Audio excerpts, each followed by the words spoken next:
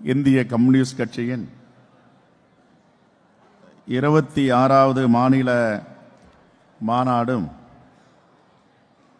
வெல்க ஜனநாயகம் என்ற இந்த எழுச்சி மாநாட்டிற்கு தலைமையேற்று நடத்தி கொண்டிருக்கும் மாநில செயலாளர் அருமை தோழர் ஈரா முத்தரசன் அவர்களே,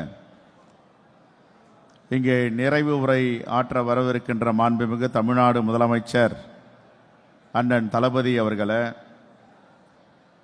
திராவிட கழகத்தின் சார்பாக உரையாற்றி அமர்ந்திருக்கும் என் அன்பு சகோதரி மதிவதினி அவர்களே, சிபிஎம்மின் மாநில செயலாளர் தோழர் சண்முகம் அவர்களே, கொங்கு நாடு மக்கள் தேசிய கட்சியின் பொதுச் செயலாளர் அண்ணன் ஈஆர் ஈஸ்வரன் அவர்களே, தமிழக வாழ்வுரிமை கட்சியின் தலைவர் என் அன்பு சகோதரர் வேல்முருகன் அவர்களே, மறுமலர்ச்சி திராவிட முன்னேற்ற கழகத்தின் பொறுப்பாளர் அன்பு சகோதரர் செந்தில் அதிபன் அவர்களே, சிபிஐ லெனின் விடுதலை இயக்கத்தின் மாநில செயலாளர் பழ ஆசை தம்பி அவர்களே, தகைசால் தமிழர் இந்திய யூனியன் முஸ்லீம் லீக்கின் தேசிய தலைவர் பேராசிரியர் ஐயா KM காதர் மொய்தீன் அவர்களே, மனிதநேய மக்கள் கட்சியின் பொதுச் செயலாளர் சட்டமன்ற உறுப்பினர் அன்பு சகோதரர் அப்துல் சமூத் அவர்களே, ஆதித்தமிழர் பேரவையின் சார்பாக உரையாற்றி அமர்ந்திருக்கின்ற திரு அதியமான் அவர்களே, இந்த நிகழ்ச்சியில் கலந்து கொண்டு சிறப்பித்துக் கொண்டிருக்கின்ற தேசிய செயலாளர் அருமை அண்ணன் ராஜா அவர்களே, அருமை தோழர் சுப்பராயன் அவர்களே, இந்த நிகழ்ச்சியில் கலந்து கொண்டு சிறப்பித்துக் கொண்டிருக்கின்ற அக்கா ஆனி விஜயா அவர்களே, மற்றும் தோழர் வீரபாண்டியன் அவர்களே, மேனாள் சட்டமன்ற உறுப்பினர்களே, நாடாளுமன்ற உறுப்பினர்களே, மையக்குழு உறுப்பினர்களே, எங்களுடைய மாவட்ட தலைவர்கள் திரு பாஸ்கரன் அவர்களே, அர்த்தநாரி அவர்களே, துணை மேயர் சாரதா அவர்களே, ஜெய் கணேஷ் அவர்களே, இந்த நிகழ்ச்சியில் கலந்து கொண்டு சிறப்பித்துக் கொண்டிருக்கின்ற தோழமை கட்சியின் தலைவர் பெருமக்களே, தோழர்களே, ஜனநாயகம் வெல்லும். கம்யூனிஸ்ட் கட்சி உயிர்ப்போடு இருந்தால் ஜனநாயகம் வெல்லும். எப்பொழுது ஜனநாயகம் தோற்கிறது என்றால், எப்பொழுது எல்லாம் காங்கிரஸ் பேரியக்கத்தை விட்டு கம்யூனிஸ்ட் கட்சி விலகி நிற்கிறதோ அப்பொழுது ஜனநாயகம் தோற்று விடுகிறது. அதைத்தான் பாசிச சக்திகள் உள்ளே புகுவதற்கு ஒரு காரணமாக கால் ஊன தயாராகி கொண்டிருக்கிறார்கள். எப்பொழுதெல்லாம் கம்யூனிஸ்ட் காங்கிரஸ் கூட இருக்கிறதோ அப்பொழுதெல்லாம் இந்த தேசத்தில் ஒரு நல்லாட்சி நடந்து கொண்டிருக்கிறது. அது சிபிஐ ஆகட்டும், சிபிஎம் ஆகட்டும். நாங்கள் புதுடெல்லியில் தோழர் கூட பேசும்பொழுது சொல்லுவோம், சிறு சிறு பிரச்சனைகளுக்காக வருத்தம் வரும்பொழுதெல்லாம் விலகி விடுகிறார்கள். ஆகையால் பாசிச சக்திகள் காலூன்றி விடுகிறார்கள். ஜனநாயகமும் கம்யூனிஸ்டுகளும் இரண்டும் பிரிக்க முடியாத ஒரு உறவு.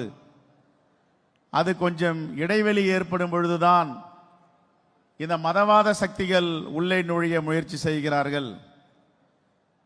ஜனநாயக சக்திகளும் இடதுசாரிகளும் வலிமையாக இருக்கும் பொழுது அவர்கள் உள்ளே வரை அச்சப்படுகிறார்கள். இதுதான் யதார்த்தமான உண்மை என்பதை நாங்கள் உரையாற்றும் பொழுது எங்களுக்குள்ளே பேசிக்கொள்வது வழக்கம். அந்த அடிப்படையில் தான் ஜனநாயகம் வெல்ல வேண்டும் என்றால் கம்யூனிஸ்ட் வலிமையாக இருக்க வேண்டும். இந்த தேச விடுதலைக்காக பாடுபட்ட தலைவர்கள், கம்யூனிஸ்ட் தலைவர்கள் எவ்வளவு பேர் தன்னுடைய உயிரை கொடையாக கொடுத்திருக்கிறார்கள். ஆனால் இந்த தலைமுறை இதெல்லாம் தெரியுமா என்று கேட்டால் ஒரு மிகப்பெரிய கேள்விக்குறிதான். ஏதோ கம்யூனிஸ்ட் என்றால் நேற்று முளைத்த காளான் என்று சில தலைவர்கள் பேசி வருகிறார்கள். நூற்றாண்டுகளை கடந்து பல தியாகங்களை செய்து எந்தவித சுகத்திற்கும், எந்தவித ஆடம்பத்திற்கும், எந்தவித பரிமாணத்திற்கும் இடம் கொடுக்காமல் தியாக தீபங்களாக இன்னும் தலைவர்கள் ஐயா தோழர் நல்லக்கண்ணு போன்றவர்கள் வாழ்ந்து கொண்டிருக்கிறார்கள். இப்படிப்பட்ட ஒரு இயக்கத்தை பார்த்து ஒருவர் கேலி பேசுகிறார் என்றால் இந்த மண்ணில் பிறந்தவர், அதுதான் வேதனையாக இருக்கிறது. இந்த இந்திய கம்யூனிஸ்ட் கட்சியின் 26வது மாநில மாநாடு 3 ஆண்டுகளுக்கு ஒரு முறை நடைபெறும் தோழர்களின் செங்கொடி திருவிழா சேலம் மாநகரில் நடந்து கொண்டிருக்கிறது. பிரதிநிதிகள் மாநாடு, விவாதம், பொதுக்கூட்டம், பேரணி, செம்படை அணிவகுப்பு, கம்யூனிஸ்ட் கண்காட்சி என 4 நாட்கள் நடைபெறும் இந்த நிகழ்ச்சி தமிழ்நாட்டு அரசியலில் மிகப்பெரிய திருப்புமுனையாக இருக்கும் என்று நான் உறுதியாக நம்புகிறேன். இந்த தேசத்தில் எப்பொழுதெல்லாம் ஜனநாயகத்திற்கு ஆபத்து வருகிறதோ முதலில் குரல் கொடுப்பது கம்யூனிசம். எங்கள் தலைவர் ராகுல் காந்தி கூட ஒரு கம்யூனிஸ்டாக வாழ்ந்து கொண்டிருக்கிறார். சோசியலிசத்தின் பேரன். ஓட்டு திருட்டை பற்றி பேசும் பொழுது மிகவும் தெளிவாக சொல்லியிருக்கிறார். இந்த தேசத்திற்கு எப்பொழுதெல்லாம் ஆபத்து வருகிறதோ அப்பொழுதெல்லாம் ஜனநாயக சக்திகள் ஒன்றிணைய வேண்டும் என்று. இப்படிப்பட்ட இந்த திருவிழாவில் கலந்து கொள்வதில் பெருமகிழ்ச்சி அடைகிறோம். காரல் மார்க்சும் ஏங்கெல்ஸும் பொது உடைமை எனும் உலகின் மிகவும் பெரிய தத்துவத்தை மூலதனம் என்ற நூல் மூலமாக இந்த உலகத்திற்கு கொடையாக கொடுத்தார்கள். ஜார் மன்னர்களை வீழ்த்தி லெனின் அங்கே ஆட்சி கட்டிலில் மறுமலர்ச்சி ஏற்படுவதற்கு ஏற்பாடு செய்தார். ஆட்சியில் அமர்ந்தவுடன் அமெரிக்க ஏகாதிபத்திய சக்திகளும் ஐரோப்பியாவில் உள்ள சக்திகளும் ஒன்றிணைந்து அதை எப்படியெல்லாம் சுக்குநூறாக்கினார்கள் என்று நாம் அறிவோம். அதே போன்றுதான் இந்தியாவிலும் ஜனநாயகத்தை சீர்குலைக்க, ஜனநாயக சக்திகளை வென்றெடுக்க வேண்டும் என்ற ஒரு முயற்சியில மதவாத சக்திகளும் பாசிஸ்டுகளும் இறங்கி இருக்கிறார்கள். இதற்கு ஒருபோதும் நாம் இடமளிக்க கூடாது. சிங்கார வேலவரில் தொடங்கி இன்று அண்ணன் முத்தரசன் வரை இந்த தேச நலனுக்காக பாடுபட்டு கொண்டு வருகிறார்கள். முதுபெரும் தலைவர்கள். உன்னை அடித்தால் நான் திருப்பி அடி என்று சொன்ன சீனிவாச ராவ். இப்படிப்பட்ட தேசபக்தர்கள் தலைவர்கள் நிறைந்த கம்யூனிஸ்ட் கட்சியில இன்று இந்தியாவிற்கு வழிகாட்டக்கூடிய திட்டங்களை எல்லாம் நீங்கள் 4 நாட்களில் நீங்கள் வாதம் செய்ததாக நான் அறிகிறேன். ஆனால் தமிழ்நாட்டிற்குத்தான் மிகப்பெரிய ஆபத்து காத்து கொண்டிருக்கிறது. வடநாடுகளை நாங்கள் முடித்து விட்டோம். தென்னாடுகளில் ஏறக்குறைய காலூன்றி விட்டோம். ஆனால் தமிழ்நாடு தான் பாக்கி இருக்கிறது. தமிழ்நாட்டில் கால் ஊன்ற வேண்டும் என்றால் ஜனநாயக சக்திகளை பிளவுபடுத்த வேண்டும், ஜனநாயகத்தை சிதைக்க வேண்டும். அப்பொழுதுதான் இந்த பாசிசமும் மதவாதமும் உள்ளே வரும் என்று சுதந்திர காலத்தில் எப்படி எட்டப்பர்கள் இருந்தார்களோ அப்படி இப்பொழுது இந்த தேசத்தை காட்டி கொடுப்பதற்கு தயாராகிவிட்டார்கள். தமிழ் மண்ணை காப்பதற்கும் தமிழ்நாட்டை பாதுகாப்பதற்கும் இங்குள்ள அனைத்து தலைவர்களும் ஒன்றிணைந்து இந்த சக்திகளை முறியடிக்க வேண்டும் என்றுதான் இந்த கூட்டத்தின் மிகப்பெரிய கருப்பொருளாக இருக்கும். ஆகவே எவ்வளவு பாசிச சக்திகளும் மதவாத சக்திகளும் முயற்சி செய்தாலும் கம்யூனிஸ்டுக்கும் காங்கிரசும் இருக்கும் வரை, தோழமை கட்சிகள் இருக்கும் வரை இந்த விஷ ஜந்துக்களை நசுக்குவோம் என்று நாம் உறுதி ஏற்போம். மிகப்பெரிய கொடுமை என்னவென்றால், இங்கே ஒரு ஆளுநர் வந்திருக்கிறார். அந்த ஆளுநர் தமிழ்நாட்டு மக்களுக்கு பாடம் எடுக்கிறார். இந்த உலகம் எப்படி ஏற்பட்டது தெரியுமா? அவர் படித்த படிப்பு IPS, பல்கலைக்கழகங்களில் பட்டம் வாங்கியவர். வேதங்களாலும் ரிஷிகளாலும் உருவாக்கப்பட்ட இந்த உலகம், இந்த உலகத்தில் நாம் எல்லாம் மகிழ்ச்சியாக வாழ்கிறோம் என்றால், மனிதர்கள் உலவுகிறார்கள் என்றால் அதற்கு காரணம் சனாதானம் என்று சொல்லுகிறார். நேற்றைய தினம் குடியரசு தின உரையிலே கூட அவர் சனாதானம்தான் மக்களை உயிரோடு வைத்துக் கொண்டிருக்கிறது, சனாதானம் இல்லை என்றால் மக்கள் உயிரோடு இருக்க முடியாது என்ற ஒரு விஞ்ஞானத்தை புதியதாக அறிமுகப்படுத்துகிறார். இப்படிப்பட்ட விஞ்ஞானத்தை எல்லாம் நாங்கள் கேள்விப்பட்டதில்லை. ஆனால் வாரம் ஒரு முறை ஆளுநர் மாளிகையை நாக்பூரில் உள்ள அரசியல் கிளையாக தினம் தினம் வகுப்பெடுத்து மாணவர்களையும் பேராசிரியர்களை வர வைத்து ஜனநாயகம் என்றால் என்ன, சனாதானம் என்றால் என்ன, இதையெல்லாம் நடத்துவதற்கு, அங்கே வகுப்பெடுப்பதற்கு ஆளுநர் மாளிகை என்று ஒன்றை நாம் கொடுத்திருக்கிறோம். சட்டப்பேரவையில் கூட மாண்புமிகு முதலமைச்சரிடம் நான் பேசும்பொழுது ஒரு கோரிக்கை வைத்தேன். முதலமைச்சரே சிறிய வீட்டில் இருக்கிறார். மூத்த அமைச்சர்கள் கிரீன்வே சாலையில் அமைச்சர்களுடைய வீடுகளிலே குடியிருக்கிறார்கள். விஞ்ஞானத்தின் மீது நம்பிக்கை இல்லாத, ஜனநாயகத்தின் மீது நம்பிக்கை இல்லாத ஒரு ஆளுநருக்கு 100 ஏக்கர் நிலத்தில் எதற்கு இப்படிப்பட்ட பங்களா? அவரை காலி செய்து கிரீன்வே சாலைக்கு அனுப்புங்கள். இல்லை என்றால் ஹவுசிங் போர்டு பிளாட் இருக்கிறது, அங்கே ஒரு மிகப்பெரிய ஒரு குடியிருப்பை கொடுங்கள். இவரை ராஜபவனில் உட்கார வைத்து அரசு செலவில் சனாதானத்தை பற்றி பேசி வருகிறார், மதவாதத்தை பற்றி பேசி வருகிறார் என்றால் எதற்கு நாம் அவருக்கு இடமளிக்க வேண்டும்? அரசு பணத்தில் மூட நம்பிக்கையை வளர்த்து வருகிறார். அரசு பணத்தில் RSS உடைய கிளை கடகத்தை அங்கு நிறுவி வருகிறார். அப்படி என்றால் மாண்புமிகு முதலமைச்சர் அவர்களை ஆளுநர் மாளிகையிலிருந்து வெளியேற்றி வேறு ஒரு வீடை கொடுங்கள் என்று நாங்கள் கோரிக்கை வைத்தோம். ஆனால் தொடர்ந்து பேரலர் கவர்மெண்ட், ஒரு தனி அரசாங்கத்தை நடத்துவதற்கு முயற்சி செய்கிறார். இதெல்லாம் என்ன காரணம்? எங்கிருந்து இவருக்கு உத்தரவு வருகிறது? எங்கிருந்து தைரியம் வருகிறது? RSS உடைய தலைமை அலுவலகமான நாக்பூரில் இருந்து திட்டங்கள் தீட்டப்படுகின்றன. பாஜக நடைமுறைப்படுத்தி வருகிறது. ஆனால் என்ன உண்மைக்கு புறம்பான செய்தியை சொல்லியும் நீங்கள் ஆட்சி அதிகாரத்தில் உட்கார வைக்க வேண்டும். இந்த தேசத்தை துண்டாட வேண்டும். மத ரீதியாக, சாதி ரீதியாக, இன ரீதியாக, மொழி ரீதியாக நீங்கள் பிளவுபடுத்த வேண்டும். இதுதான் அவர்களுடைய அதிகாரிகளுக்கும் ஆட்சியாளர்களுக்கும் கட்டளையிட்டு இருக்கின்றன. அந்த அடிப்படையில் தான் அயோத்தி மண்டபத்தில் நடந்த விபரீதங்கள் நமக்கு தெரியும். ஆலயங்களில் ஆளுநர் புகுந்து செய்யும் அட்டகாசங்கள் நமக்கு தெரியும். அறநிலையத்துறையை கலைக்க வேண்டும், அப்படி ஒரு துறை தேவையில்லை என்று சொல்லும் அளவிற்கு ஆளுநருக்கு தைரியம் வந்திருக்கிறது. இந்த தேசத்தில் யார் வாழ வேண்டும், யார் வாழக்கூடாது என்பதை RSS சங் பரிவாரம் தீர்மானிக்கிறார்கள். இந்த பீகாரில் நடந்த செய்திகள் எல்லாம் நமக்கு அனைவரும் அறிந்த செய்தி. அங்கே வாக்குரிமை எனக்கு இருக்கிறது. நான் 3-4 தேர்தலில் வாக்களித்திருக்கிறேன். 10 தேர்தலுக்கு மேல் வாக்களித்திருக்கிறேன். என்னுடைய வாக்கை நீங்கள் ஏன் அகற்றினீர்கள் என்று கேட்டால், உன்னுடைய இருப்பிட சான்றிதழை கொண்டு வாருங்கள். இருப்பிட சான்றிதழ் என்றால் என்ன?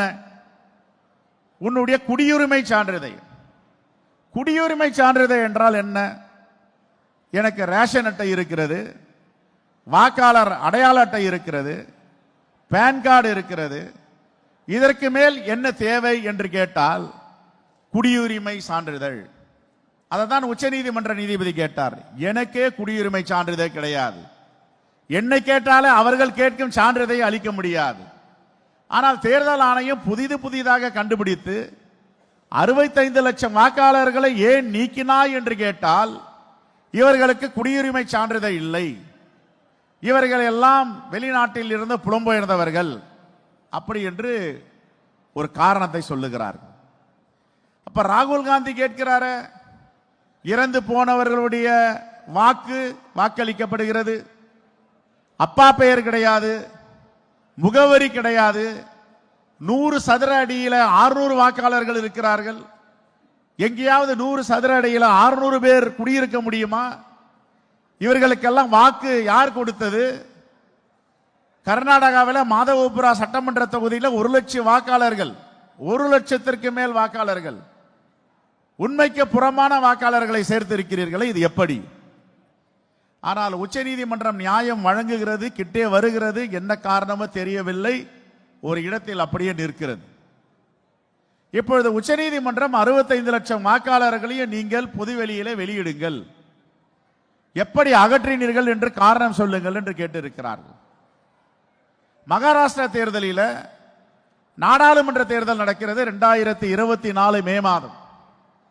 2024 மே மாதத்தில் மகாராஷ்டிரா தேர்தல் நடக்கிறது.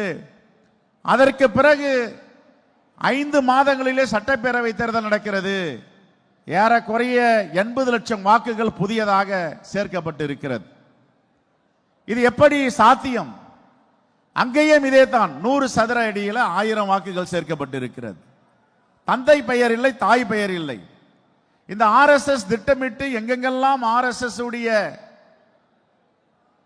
சங்கிகள் இருக்கிறார்களோ அவர்களை இந்தியா முழுவதும் வர வைத்து ஒரு மாநிலத்தில் வாக்காளர்களாக சேர்த்து அந்த வாக்குகளை பாஜகவிற்கு அளிக்கிறார்கள்.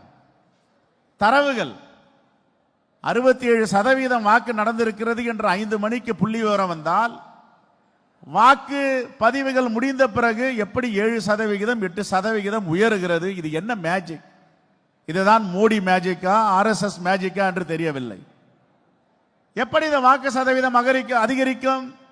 இதற்கு கேட்டால் பதில் இல்லை. தரவுகளை தாருங்கள் என்றால் தரவுகள் அழிக்கப்பட்டு விட்டன. எங்களிடம் எந்த தரவுகளும் கிடையாது. இதுதான் 11 ஆண்டுகளாக நடக்கின்ற ஜனநாயக ஆட்சி இந்தியாவிலே. இந்த ஜனநாயக ஆட்சியை நாம் விடலாமா? மீண்டும் வருவதற்கு அவர்களை அனுமதிக்கலாமா? அதற்கு தான் சொல்லுகிறேன், கம்யூனிஸ்டுகள் வலிமையாக இருக்க வேண்டும். கம்யூனிஸ்டுகள் வலிமையாக இருந்தால் தான் இந்த தேசம் வலிமையாக இருக்கும் என்பதில் மாற்று கருத்து இருக்க முடியாது. அவர்களை தட்டி கேட்கும் ஆளுமையும் தட்டி கேட்கும் தைரியமையும் ஒரு மனிதனாக இருந்தா கூட 100 மனிதனுக்கு நான் சமம் என்று போராடுகிற வலிமை கம்யூனிஸ்ட் தோழர்களுக்கு உண்டு.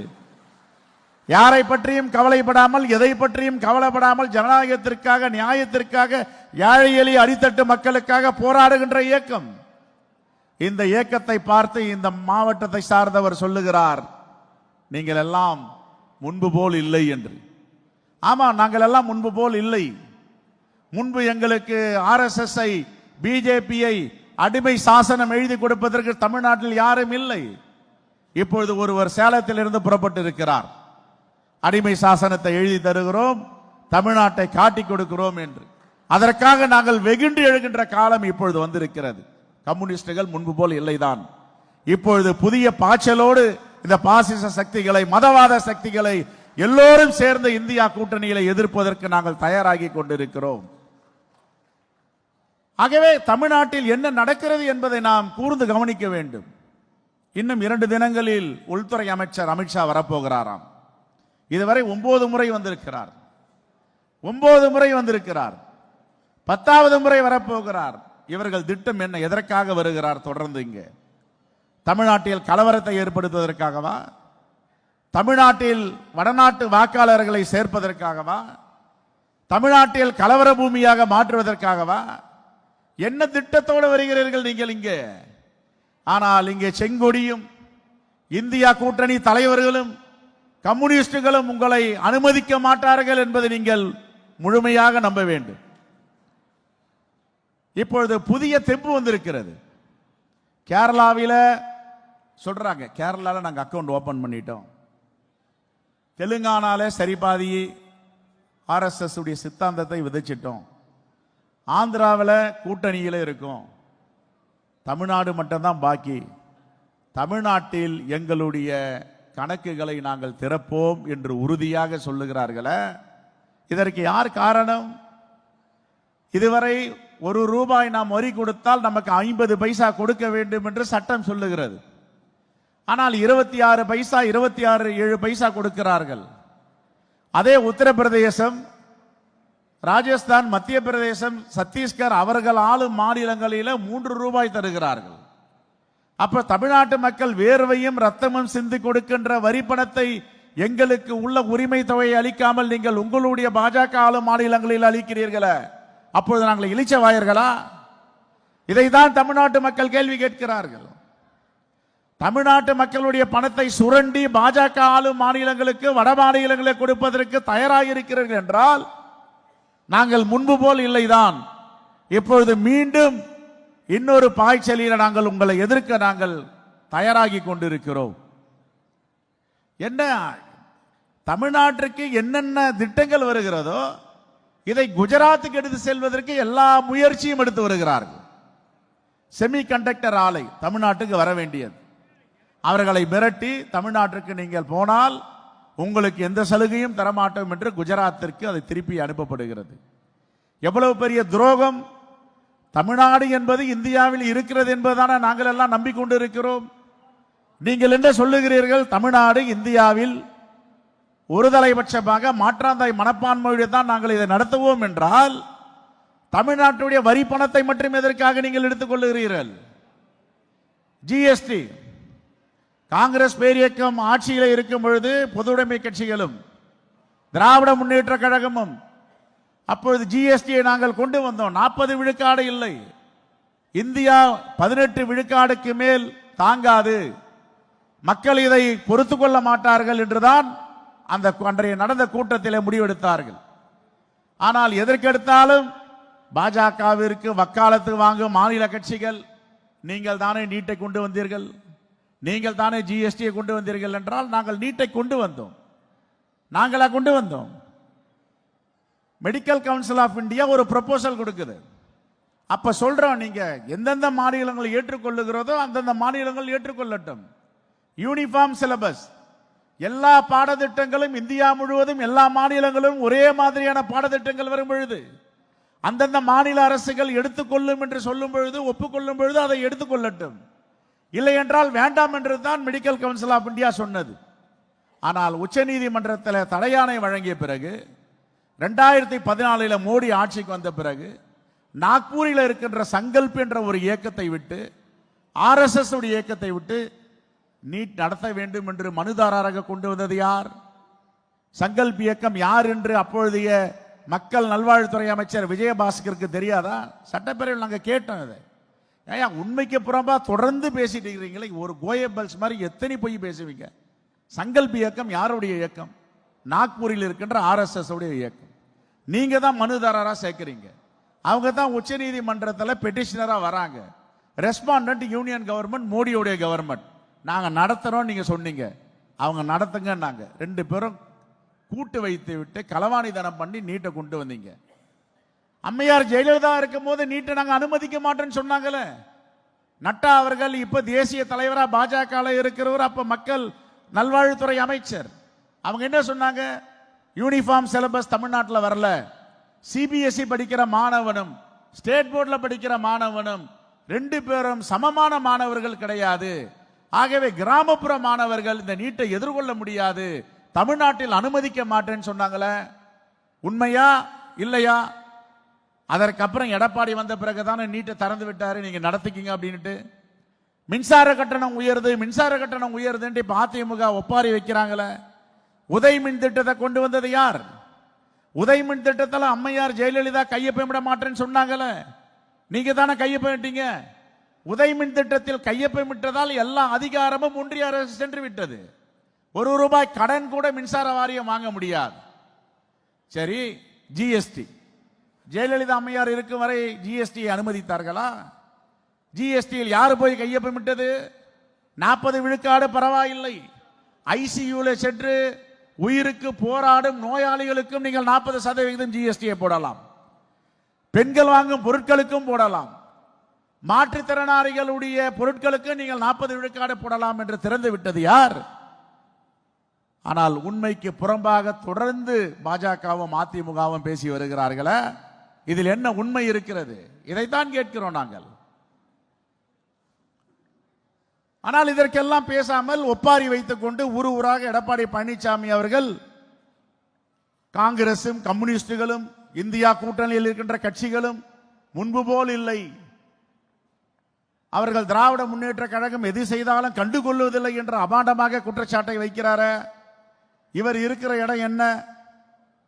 நீ அயோத்தியில தான் இருக்கீங்க, ஆனா அயோக்கியத்தனமா இருக்கிறீங்கன்றதை நீங்க மறந்துடக்கூடாது. கம்யூனிஸ்டுகளை பார்த்து குறை சொல்வதற்கு உங்களுக்கு என்ன தகுதி இருக்கு? காங்கிரஸை பார்த்து குறை சொல்வதற்கு உங்களுக்கு என்ன தகுதி இருக்கு?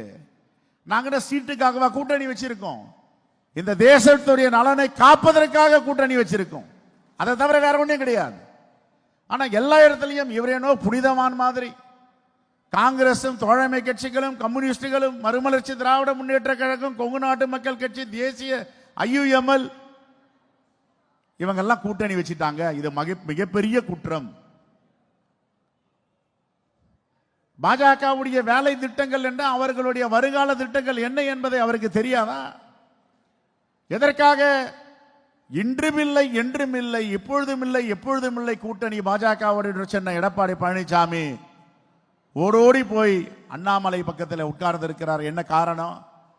அண்ணாமலை சொன்னார், ஜெயலலிதா அவர்கள் குற்றவாளி, ஜெயலலிதா அவர்கள் தண்டனை பெற்றவர், ஜெயலலிதா அவர்கள் சிறையில் இருந்தவர், ஜெயலலிதாவை ஊழல் வழக்கில் கைது செய்தார்கள். இப்படியெல்லாம் பேசிய பிறகு அவருக்கு எதிராக வீரவசனம் பேசிவிட்டு பாஜகவை எதிர்ப்பதே எங்களுடைய வேலை, எங்கள் அம்மா புரட்சி தலைவி அவர்களை குறை சொல்லிவிட்ட பாஜகவோடு எப்பொழுதும் கூட்டணி இல்லை என்று சொன்னாரு. ஒருவரும் மன்னிப்பு கேட்கவில்லையே இதுவரை. யாராவது மன்னிப்பு கேட்டு இருக்கிறார்களா? ஆனால் அவர் பக்கத்தில் எடப்பாடி பழனிசாமி கூட்டணிக்கு கையை தூக்கி பிடிக்கிறாரு. என்ன காரணம்? என்ன காரணம் என்று எங்களுக்கு தெரியும், மக்களுக்கும் தெரியும். தேர்தலில் அதையெல்லாம் சொல்லுவார்கள் மக்கள். கூட்டணி வைத்து விட்டீர்கள். முருகன் மாநாடு நடக்கிறது. முருகன் மாநாட்டில் தந்தை பெரியார் திராவிட கழகத்தின் தலகர்த்தா, திராவிட முன்னேற்ற கழகத்தின் நிறுவனர் பேரறிஞர் அண்ணா, இவர்கள் இருவரையும் கொச்சைப்படுத்தி ஆவணப்படத்தை ஒன்று வெளியிட்டார்களே, அங்கேயே கொந்தளித்திருக்க வேண்டாமா? அங்கேயே உங்களுக்கும் எங்களுக்கும் ஒட்டுமில்லை, உறவும் இல்லை, கூட்டணி இல்லை என்று வெகுண்டெழுந்திருக்க வேண்டாமா? இதையெல்லாம் பொறுத்து கொண்டு அமைதியாக இருந்து ஆமை கடலில் இருந்து வெளியே வருவது போல வந்தீர்களே, என்ன காரணம்? இதுவரை ஒரு கண்டன அறிக்கை, இதுவரை ஒரு எச்சரிக்கை, எங்களுடைய திராவிட கழகத்தின் தலகர்த்தா தந்தை பெரியாரையும் திராவிட முன்னேற்ற கழகத்தின் நிறுவனர் பேரறிஞர் அண்ணாவையும் இழிவுபடுத்தி விட்டீர்கள், உங்களோடு எந்த உறவும் இல்லை என்று சொல்வதற்கு தயாராக இருக்கிறீர்களா? சொன்னால் அடுத்த நாளே நீங்கள் சிறைக்கு செல்வீர்கள். உங்களுடைய ஊழல் கோப்புகளை எல்லாம் எடுத்து வைத்து உங்களை மிரட்டி வைத்துக் கொண்டு இருக்கிறார்கள் என்று கிராமத்தில் இருப்பவர்கள் சொல்லுகிறார்கள். இப்படிப்பட்ட கூட்டணி தான் எதிரில் இருக்கின்ற கூட்டணி. ஆகவே இந்தியா கூட்டணி என்பது இந்த தேசத்துடைய நலனை காக்கின்ற கூட்டணி. கம்யூனிஸ்டுகள் இல்லாமல் இந்த தேசத்தில் ஜனநாயகம் இல்லை என்பதை எல்லோரும் அறிவார்கள். கம்யூனிஸ்ட் தான் ஜனநாயகம். நான் ஒரு நண்பர்கிட்ட சொன்னேன், இன்னைக்கு நான் வந்து கம்யூனிஸ்டுடைய மாநாட்டில் பேச போறேன், கம்யூனிஸ்டுக்கும் காங்கிரஸுக்கும் உள்ள உறவு என்ன அப்படின்னு கேட்டேன். அப்போ ஒரு நண்பர் சொன்னாரு, 1930 1940 வந்து கம்யூனிஸ்ட் கட்சியை தடை செய்தார்கள் பிரிட்டிஷ்காரர்கள். எதற்கு தடை செய்தார்கள்? சுதந்திரத்திற்காக பாடுபடுகிறார்கள். சுதந்திரத்திற்காக குரலை ஓங்கி கம்யூனிஸ்ட் ஒலித்துக் கொண்டிருக்கிறது. இந்த தலைவர்களை சிறைபிடிக்க வேண்டும் அப்படி என்று இயக்கத்தை தடை செய்து விட்டார்கள். தடை செய்யும் பொழுது பல தலைவர்கள் தலைமறைவாகினார்கள். தலைவர்கள் காங்கிரஸ் மூலமாக பணியாற்றினார்கள். அப்பொழுது காங்கிரஸ் சோசியலிசம் பார்ட்டி என்ற ஒரு அமைப்பை உருவாக்கினார்கள், அதில் பணியாற்றினார்கள் என்ற ஒரு செய்தியை சொன்னார். நான் கூட எனக்கு தெரியாத செய்தி இதெல்லாம். தோழர் வீரபாண்டி கிட்ட கேட்டதெல்லாம் உண்மையாங்க, இப்படி வந்து டெல்லியிலிருந்து ஒரு நண்பர் சொல்றாரு அப்படின்னு. ஆமாங்க, அதெல்லாம் உண்மைதான். அப்போ வந்து தடை செஞ்சாங்க 30-40 அப்படின்னு. அப்படிப்பட்ட ஒரு பேரியக்கத்தை பார்த்து நேற்று முளைத்த ஒரு தலைவர் பேசுகிறார் என்றால் எந்த அளவிற்கு ஜனநாயகம் சென்று கொண்டிருக்கிறது என்பதுதான் வேதனையாக இருக்கிறது. வரலாறும் தெரியாது, என்ன நாட்டில் நடக்கிறது என்பதும் தெரியாது. யாரோ ஒருவர் எழுதி கொடுக்கிறார், அதை படிக்கிறார். ஆனால் என்னை மிகவும் பிரமிக்க வைத்தது பகத்சிங்குடைய கதையை படித்திருக்கிறோம். குடிராம் போஸ் என்ற ஒரு 17 வயது இளைஞர் தேச விடுதலைக்காக வெள்ளையனை சுட்டு படுகொலை செய்கிறார். படுகொலை செய்தவுடன் அந்த நீதிபதி உனக்கு மரண தண்டனை வழங்குகிறோம் என்று சொன்ன பொழுது ஜிந்தாபாத் என்று கம்யூனிஸ்டுடைய கோஷங்களோடு சிரிக்கிறாராம் அவர். யார் இந்த குடிராம் போஸ்? இரவெல்லாம் நேற்றைக்கு தேடி பார்த்தேன், யாருப்பா அந்த குடிராம் போஸ்? இப்படி ஒருத்தர் பகத்சிங்கை படிச்சிருக்கோம், ராஜகுருவை படிச்சிருக்கோம், எல்லோரையும் படிச்சிருக்கோம், சாண்டிய படுகொலையில் கைதானவர்களை பற்றி தெரியும். ஆனால் இந்த குடிராம் போஸ் என்ற இளைஞரை பற்றி பெருசா பரபரப்பா யாரும் பேசலையே. யார் இந்த குடிராம் போஸ்? 17 வயதில் நாட்டு விடுதலைக்காக கம்யூனிஸ்ட் கட்சியின் தோழராக இருந்த குடிராம் போஸ் அவருக்கு மரண தண்டனை விதித்தவுடன் சொல்லுகிறாராம் சிரித்துக்கொண்டே, நீதிபதி அவர்களே, வாருங்கள், உங்களுக்கு எப்படி வெடிகுண்டு தயாரிக்க வேண்டும் என்று நான் கற்றுத்தருகிறேன், விடுதலை போராட்டம் என்ன என்றால் நான் சொல்லிக் கொடுக்கிறேன் என்று சொன்னார். என்றால் இப்படிப்பட்ட தேசபக்தர்கள் இருந்த கட்சி கம்யூனிசம் கட்சி. இந்த கம்யூனிஸ்ட் கட்சியை பார்த்து யாருக்காவது பேசுவதற்கு என்ன தகுதி இருக்கிறது என்றுதான் எனக்கு புரியவில்லை. ஆனால் அவர் ஒரு கடிதம் எழுதுகிறாராம் தன்னுடைய தாய்க்கு, அம்மா நான் மீண்டும் வருவேன், சித்தியிடம் சொல்லுங்கள், சித்திக்கு ஒரு குழந்தை பிறக்க போகிறது, அது என் உறவில் பிறக்கும், அதனுடைய கழுத்தை தடவி பாருங்கள், அங்கே தூக்கு கயிறுடைய தடயங்கள் இருக்கும், அதுதான் நான் மீண்டும் விடுதலைக்காக போராடுவேன் என்று.